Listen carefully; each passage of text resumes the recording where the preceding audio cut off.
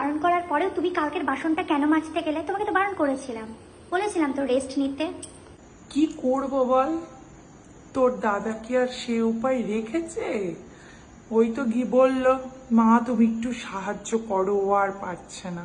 কি করব আমি, দেখবো যে একটু বৌমার যে একটু সেবা নেব, সে উপায় নেই তো, আমার কপালে নেই।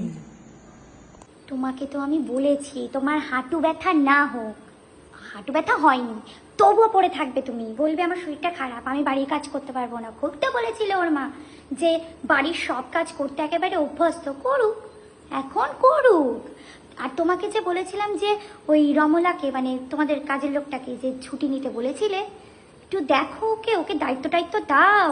আরে হ্যাঁ হ্যাঁ, বলেছি বলেছি বলেছি, 3 দিন কেন, 4 দিন, পারলে 1 সপ্তাহ ছুটি নি। বাবা একটু দেখি না কি করতে পারি সেটাই। হ্যাঁ হ্যাঁ, ওই তো ছুটি নিতে বলেছো, খুব ভালো করেছো। দেখো যে কাজের লোক, বাড়ির কাজের লোক না থাকলে তোমার বৌমা কি করে সামলাচ্ছে, একটু দেখো। তুমি শাশুড়িরা এখন দেখবে না তো কখন দেখবে? আর শোনো, বলছি একটু পাটা টিপিয়ে নিও, একটু তেল টেল মালিশ করে নিও।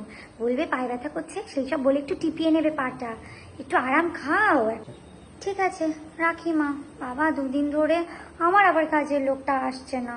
আমার খাটতে খাটতে হাত টাতগুলো থেকে একেবারে কালি পড়ে গেল। হ্যাঁ গো।